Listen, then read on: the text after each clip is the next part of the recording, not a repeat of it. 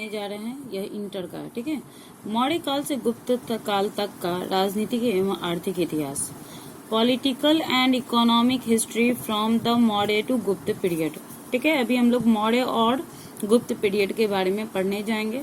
तो यह चूंकि इंटर का है तो इंटर में हम लोग को सिंपली पढ़ना होगा, पढ़ना होगा मौर्य काल, ठीक है, मौर्य काल, गुप्त काल, मौर्य गुप्त, ठीक है। उसके बाद हम लोग को पढ़ना पड़ेगा क्या, जैन धर्म और बौद्ध धर्म, जैन धर्म, ठीक है, और बौद्ध धर्म। तो इतना हम लोग को इसमें पढ़ना है। सबसे पहली बात, हड़प्पा सभ्यता के विपरीत वैदिक कालीन सभ्यता थी। अभी हम लोग हड़प्पा सभ्यता को पढ़ाए थे, तो हड़प्पा सभ्यता के विपरीत वैदिक सभ्यता थी। अब भाई विपरीत कैसे थी, क्योंकि हड़प्पा सभ्यता नगरीय सभ्यता थी तो ये ग्रामीण सभ्यता थी। इसमें स्त्री को प्रधानता दिया जाता था तो इसमें पुरुष को प्रधानता दिया जाता था, ठीक है, ठीक है। तो इस तरीके से हम लोग समझ गए कि हड़प्पा सभ्यता शहरी सभ्यता थी, वैदिक सभ्यता ग्रामीण सभ्यता थी, ठीक है। 1000 ईस्वी पूर्व से 600 ईस्वी पूर्व तक उत्तर वैदिक काल थी। कौन सा काल था, उत्तर वैदिक काल, ठीक है। यह आपको जो है काल निर्धारण पूछ सकता है ऑब्जेक्टिव में, ठीक है। हम लोग को अभी इंटर में उतना डीपली नहीं जाना है, इसलिए हम लोग सिंपल ही पढ़ाते हैं।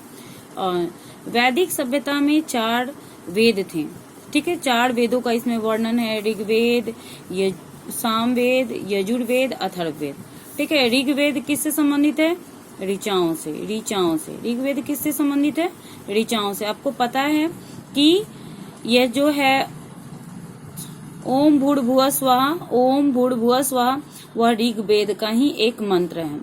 ओम भूर्भुवः स्वः किस वेद का मंत्र है, ऋग्वेद का।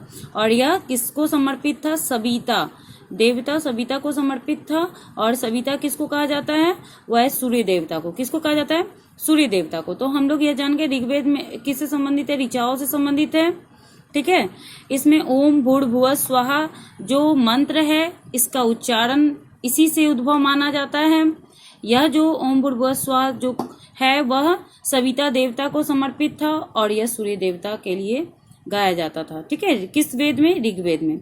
सामवेद जो है वह गानों से संबंधित है, ठीक है। यजुर्वेद जो है वह यज्ञों से संबंधित है। अथर्ववेद जो है वह जादू टोना तंत्र मंत्र से संबंधित है।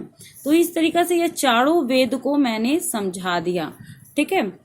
उसके बाद हम लोग आते हैं वैदिक काल में राजा निरंकुशता की ओर अग्रसर हुआ, है ना। राजा जो था, आप देख लीजिए हड़प्पा सभ्यता में कितना अच्छा वहां का शासन व्यवस्था था। जस्ट इसके विपरीत यहाँ का हो गया कि यहाँ पे राजा क्या हो गया, निरंकुश हो गया, ठीक है। और समाज में महिलाओं की स्थिति का ह्रास हुआ, मतलब महिलाओं को जो है उतना प्रतिष्ठा नहीं दिया जाता था। इस काल के समय समाज 4 वर्ण, ब्राह्मण, क्षत्रिय, वैश्य और शूद्र 4 वर्णों में विभाजित हो गया। इस समय मतलब इस काल के समय समाज कितने वर्ण में विभाजित हो गया, ब्राह्मण, क्षत्रिय, वैश्य और शूद्र, ठीक है। ये 4 वर्णों में विभाजित हो गया। आपको पता है कि ये जो है ये इंडिया का मैप है और हमारे भारत में जो है इधर से आर्य लोग आया था। कौन आया था, आर्य लोग इस साइड से आया था, ठीक है। और आर्यों ने ही इस वैदिक सभ्यता को बनाया और उन्होंने ही इसे 4 वर्णों में विभाजित किया। किस वर्णों में विभाजित किया, 4 वर्णों में विभाजित किया। आर्य लोग जो हैं उस समय ऐसा माना जाता है कि हो सकता है कि हम लोग भी आर्य हों, ठीक है। आर्य लोग क्या किए कि उस समय कर्म के आधार पे जाति था। किसके आधार पे था, कर्म के आधार पे जाति था। लेकिन धीरे धीरे यह किसके आधार पे आ गया, वंश के आधार पे। किसके आधार पे आ गया, वंश के आधार पे, ठीक है। तो इस तरीका से हम जान गए कि इस काल के समय समाज 4 वर्णों में विभाजित था, ब्राह्मण, क्षत्रिय, वैश्य और शूद्र। कितने वर्णों में विभाजित था, 4 वर्ण में, ब्राह्मण, क्षत्रिय, वैश्य और शूद्र, ठीक है। यह ऑब्जेक्टिव और सब्जेक्टिव सब में पूछ सकता है, इसलिए आप लोग इसको कंप्लीट कर लीजिएगा। और यह आप इंटर के लिए सोच रहे हैं कि ये आपके इंटर के लिए, बट ऐसा नहीं है। ये आपके लाइफ टाइम के लिए, जब तक आप कंपटीशन का एग्जाम देते रहेंगे तब तक आपको काम आएगा, ठीक है। 600 ईस्वी में भारत में बौद्ध एवं जैन धार्मिक आंदोलन का सूत्रपात हुआ। पहले भी बोले इसमें हम लोग को 4 चीज पढ़ना है, मौर्य, गुप्त, जैन और जैन धर्म और बौद्ध धर्म। तो ये चारों धर्म को हम लोग को पढ़ना है। तो 600 ईस्वी में भारत में बौद्ध एवं जैन धार्मिक आंदोलन का सूत्रपात हुआ। ठीक है, उसके बाद अभी जो चैप्टर पढ़ रहे हैं इसमें 16 जनपदों का उल्लेख है। कितने जनपद का उल्लेख है? 16 जनपद। 16 जनपद में जो है सबसे जो मेन जनपद है वह कौन सा है, मतलब कि उसको शक्तिशाली माना जाता है। बहुत ज्यादा शक्तिशाली जो था 16 जनपद में वो था मगध जनपद। कौन था? मगध जनपद सबसे ज्यादा शक्तिशाली जनपद था। विष्णु पुराण से मौर्य शासकों की जानकारी मिलती है। विष्णु पुराण से किसकी जानकारी मिलती है? मौर्य शासकों की। विष्णु पुराण से किसकी जानकारी मिलती है? मौर्य शासकों की जानकारी मिलती है। और वायु पुराण से गुप्त शासकों की। वायु पुराण से किसका पता चलता है? गुप्त शासकों का। ठीक है, अब यहाँ पे ये जो 2-3 है यह VBI है जो कि इंटर में निश्चित रूप से पूछता है। अर्थशास्त्र के लेखक कौन है? कौटिल्य है। इसको हम लोग आगे पढ़ाएंगे कि कौटिल्य ने कैसे मौर्य साम्राज्य का स्थापना करवाया था, एक 12 साल के लड़का को कैसे निपुण किया था, है ना। तो इसको हम लोग बाद में डिटेल बताएंगे। इंडिका के लेखक मेगास्थनीज को जो है कौन दिया था? मेगास्थनीज एक कहाँ का था? यूनान का था। कहाँ का था? यूनान का।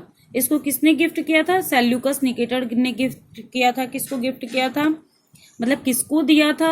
चंद्रगुप्त मौर्य को दिया था। तो इसके बारे में फिर हम लोग आगे डिटेल में पढ़ना है हम लोगों को, क्योंकि यह सब क्वेश्चन जो VBI है हम लोग पढ़ा तो सबको रहे हैं, लेकिन जो सबसे ज्यादा इंपॉर्टेंट लग रहा है उसको आप लोग ज्यादा फोकस कर लीजिएगा। रघुवंशम शूद्रक, है ना, और मृच्छकटिकम। रघुवंशम शूद्रक और मृच्छकटिकम किसके द्वारा लिखा गया है? कालिदास के द्वारा। किसके द्वारा लिखा गया है? कालिदास के द्वारा। इसमें किस काल का पता चलता है? गुप्त काल का।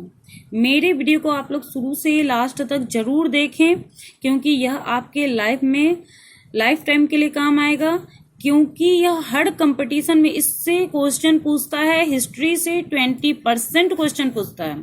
ठीक है, इसलिए आप लोग इसको जरूर देखें, क्योंकि इंटर के लिए यह बहुत ही खास है। ठीक है, तो हम एक चीज, अर्थशास्त्र और इंडिका, इससे किस वंश का पता चलता है? इस दोनों से हमको मौर्य वंश का पता चलता है।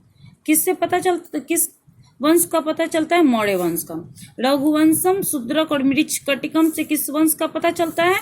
तो वह है, कौन सा वंश है? गुप्त काल। कौन सा वंश है? गुप्त काल। ठीक है, गुप्त काल का पता चलता है, वो हम लोग जान गए। उसके बाद मुद्रा राक्षस, यह भी VBI है, आप इसको भी याद कर लीजिएगा। VBI मुद्रा राक्षस विशाख दत्त के द्वारा लिखा गया है। ठीक है, और इसमें गुप्त काल की जानकारी मिलती है। इसमें किस काल की जानकारी मिलती है? गुप्त काल की जानकारी मिलती है। इस तरीका से आप मेरे चैनल को सब्सक्राइब, लाइक और कमेंट जरूर करें। ठीक, बाय।